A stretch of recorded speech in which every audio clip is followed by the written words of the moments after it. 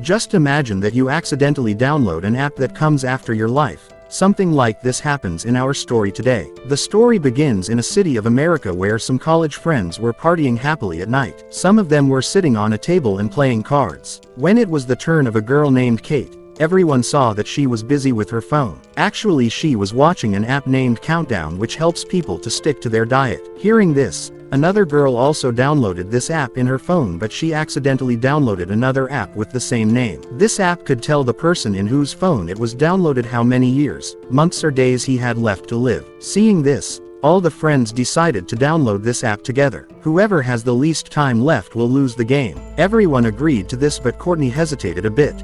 On the insistence of a friend, she also downloaded this app, but then we saw that all her friends had many years of life left, but Courtney had only 3 hours left. Seeing this, she got scared. She got a little scared, but her friends explained that this app is nothing more than a joke. Then after the party was over, Courtney sat in her boyfriend Evan's car and she realized that Evan was completely drunk. She was afraid that what the app said might come true, so she decided to go home on foot. Seeing this, Evan got angry and left with the car. Here Courtney was walking alone in the dark when suddenly a man wearing a black coat started following her. Then she got a notification from the app that she had only 7 minutes left. She was very nervous and went straight home. Then she went to the bathroom and turned off the phone, but the phone turned on automatically and the same app opened again. Then as soon as the time was over, someone suddenly pulled Courtney towards the roof and killed her and threw her in the bathtub. On the other hand, at the same moment, her boyfriend Evan's car collided with a tree. Evan's life was saved, but the seat on which Courtney was about to sit was badly crushed. This convinced Evan that the app really tells the time of a person's remaining life. After this, we reached a hospital. Suddenly she saw that a patient had run away from his room.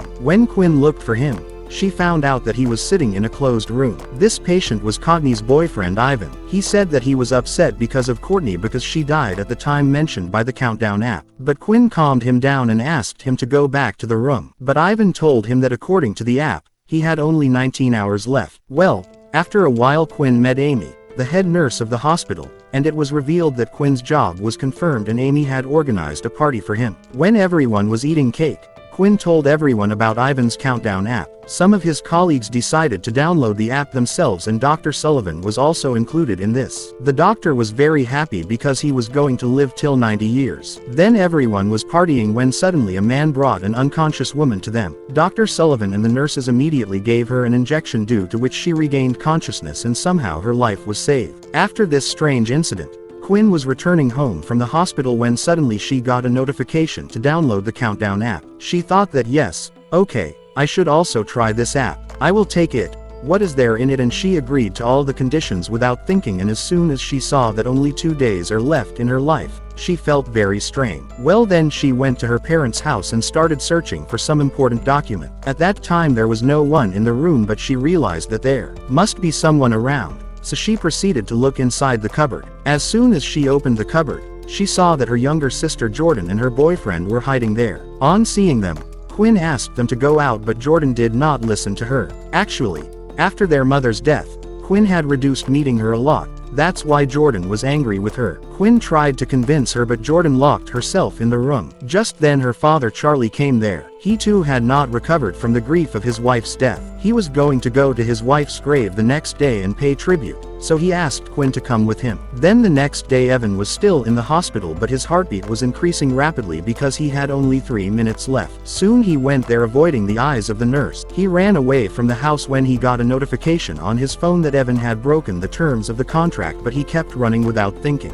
On the way, he saw a strange man wearing black clothes in the mirror. Suddenly, the mirror broke and Evan ran towards the security exit, but suddenly all the lights went off. He turned on the light of his phone and saw that Courtney was standing at the door of the stairs. Evan called her, but as soon as she turned, she was shocked because Courtney had now become a ghost. Suddenly, she attacked Evan and killed him and then threw him down from the roof. After some time, when Quinn reached the hospital, she got the news of Evan's death. She started thinking whether Evan died because of the Countdown app, and after thinking this, she got even more scared. She picked up Evan's phone in his room, but the phone was locked. Now she went straight to the morgue where the bodies are kept. She took out Evan's body and opened the lock by scanning the phone with his eyes. What she feared happened because she saw that the timer of the Countdown app had ended. Now she started getting scared that all this might happen to her too, because according to the app, She had only one day left and tomorrow she was going to visit her mother's grave with her father. Now she called her father Charlie and told him that she would not be able to go to the graveyard tomorrow. Then a message came from that app that she has broken the terms. Actually,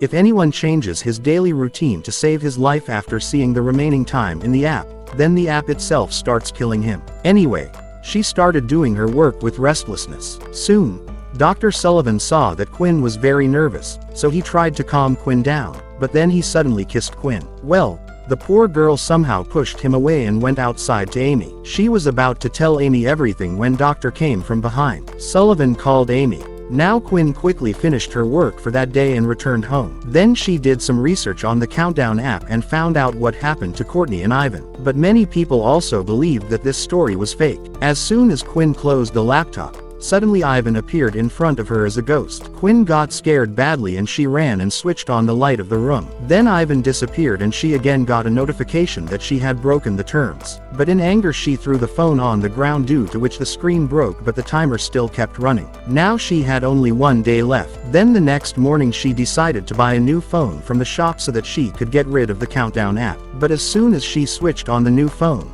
the Countdown app was already present in it. The surprising thing was that there was no way to delete it from the phone. Now Quinn sat back in her car, but she saw through the mirror that a man wearing black clothes was standing behind the car. As soon as she turned back, he disappeared and Quinn started leaving from there, but suddenly someone took out the phone with his hand. He covered his face with the app and his car narrowly escaped from colliding with someone else. Then the man in the other car came out to fight with him. At that moment a man came out of the phone shop and started speaking on Quinn's behalf that the car was not hit. Right. Go from here. Somehow he chased the man away and told Quinn that his name was Matt. He had heard Quinn's conversation in the phone store. Matt told that he too had downloaded the same app. After this both of them went to a bar and they calculated that the death of people at the time mentioned by this app cannot be a coincidence. Quinn felt that the man whose glimpse she sees is probably the one who is taking everyone's life. Then she remembered that there is a priest in the hospital, so she went to meet him with Matt. The priest gave them the name of a man who has the power to face such demonic spirits. Now Matt and Quinn were going to meet him when Amy called Quinn for an important work. On the other hand, Matt went to the bathroom and suddenly someone touched his cabinet boy's feet. Matt asked him to go away. When Matt came out and was washing his hands, he heard the same boy crying. Matt saw that he was going from one cabinet to another and finally he bent down and suddenly disappeared. Then the light went off and a door opened. Suddenly the same boy attacked Matt and Matt confronted him, but soon he disappeared again. On the other hand,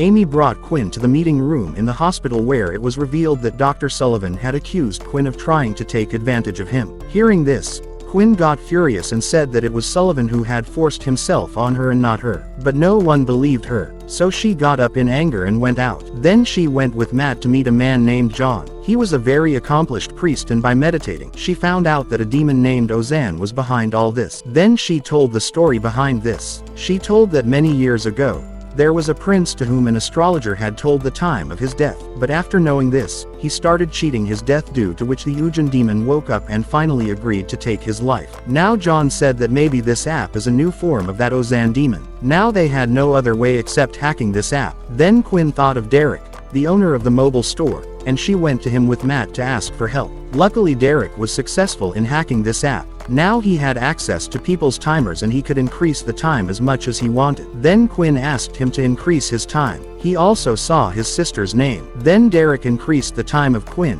his sister and Matt by 50 years. Finally, they were all very happy because now they were not in any danger from Ojin. After this, Quinn and Matt reached Quinn's house together. Quinn asked Matt why he downloaded this app. Matt told that a few years ago his younger brother had died, and since then Matt started fearing death. When he came to know about this app, he wanted to know how he could do it himself. How long is he going to live?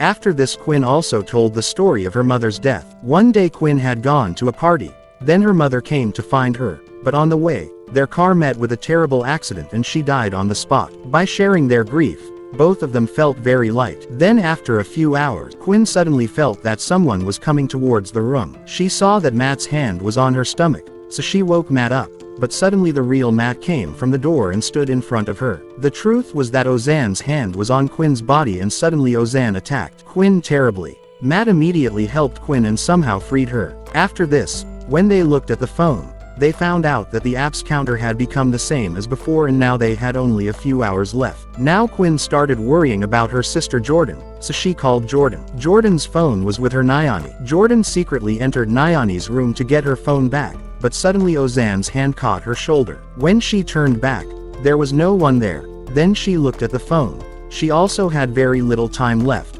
before she could call Quinn. Suddenly the lights of the whole house went out. Now Jordan hid under the bed out of fear and started looking towards the door. Suddenly she heard the voice of her dead mother and at the same moment the bed above her moved on its own. Then she saw the ghost of her mother. Then she ran to the door in fear where she collided with Quinn. Matt was also with him and then all three of them together reached the house of Pastor John. They told him that the plan to hack the app failed and Ozan is still thirsty for their blood. After this they showed him the coding of hacking the app. Then the priest saw a line in it which was about Ozan's curse. Seeing this he was very happy. Actually John believed that the curse can be broken. Now he made a plan to trap Ozan in his own game. He said that they will have to trick Ozan and make him realize that today is not the day of his death. Then John started preparing to do such a puja, with the help of which they could stop Ozan till 1 second after the time of death was over. If they could save even one person till 1 second after the time was over, the curse would be broken and they would be able to dodge their death. After this, all four of them reached the basement and made a protective shield by mixing paint with salt. John believed that Ozan could not cross this circle. After all the preparations were complete, they saw that Matt now had only 2 minutes left. In a few moments the lights went out which meant that Ozan had come to take Matt. All four of them immediately came inside that circle and John asked God for help. In a few moments Ozan's real form was revealed to everyone but he was still not able to enter inside that circle. Then suddenly a toy came in front of Matt. It was the same toy that was in his hand at the time of his younger brother's death. At the same moment Matt saw his brother in front of him and he slowly started moving towards him, but in the meantime Matt came out of that security circle and taking advantage of this mistake Ozan pounced on him and dragged him upstairs. Now Quinn also immediately ran to save him but she came out and saw that Matt was absolutely fine, but at the same moment suddenly a speeding car crushed him. Finally with Matt's death the timer of the app also stopped. Now Quinn and her sister also did not have much time. Quinn was still thinking that how can death be dodged, but then she saw that Jordan was injured after Ozan's attack.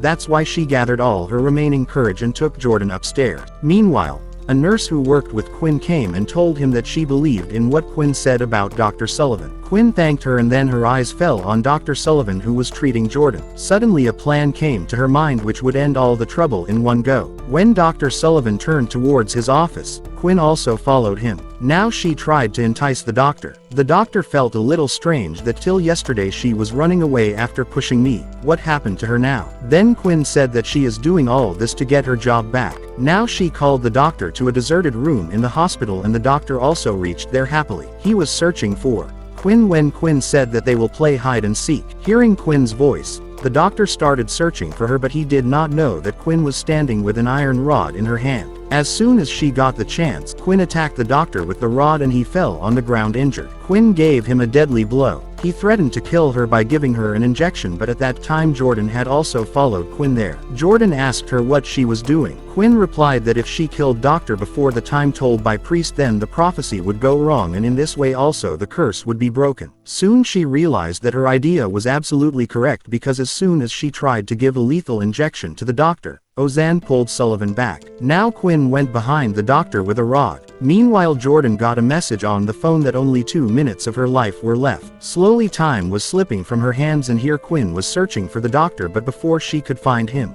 Sulam himself attacked her from behind, but Quinn dodged him and ran away. Then the doctor threatened her that he would tell everything to the police, but at the same time Quinn kicked him in the back and threw the iron rod towards him, but unfortunately the doctor ran out of the room. Quinn also followed him and she made Sulam fall with a deadly attack with a rod. Then she took out the injection, but before she could inject, Ujan pushed her back with his power. Taking advantage of this opportunity, Sullivan ran away from there. Now all hopes of Quinn were shattered, but then she took out a lot of injections from the medicine box to save her sister. Meanwhile, Jordan reached the hospital to escape. She saw that she had only 1 minute left. She started crying in sorrow, when suddenly Ozan picked her up and threw her on the window. Jordan tried to run away from there, but Ozan overpowered her. Now Jordan's last moment had come, but at that very moment, Quinn suddenly came in front of Ozan with an injection in her hand and was ready to go to any extent to save her sister. But then Ozan came in front of her in the form of her mother to stop her. Seeing her mother in front of her, Quinn's heart was filled with emotion, but soon she realized that all this was not true. She injected herself and fell unconscious on the ground. Now Ujan jumped in the air to save himself from the same impulse. But now it was too late. At that very moment Ozan's curse ended and Ozan disappeared in the air, turning into ashes in a moment. Here Quinn fell down again. Jordan came to pick her up. Then her eyes fell on the medicine kept in Quinn's hand. She saw that the name of this medicine and the place to apply it was written on Quinn's arm. Then Jordan filled the medicine in the syringe and injected it at the right place. In a few moments Quinn regained consciousness and Jordan hugged her tightly. Finally Ozan's curse was over and her life was saved because of Quinn. A few days after this incident, both the sisters went with their father to pay tribute to their mother's grave.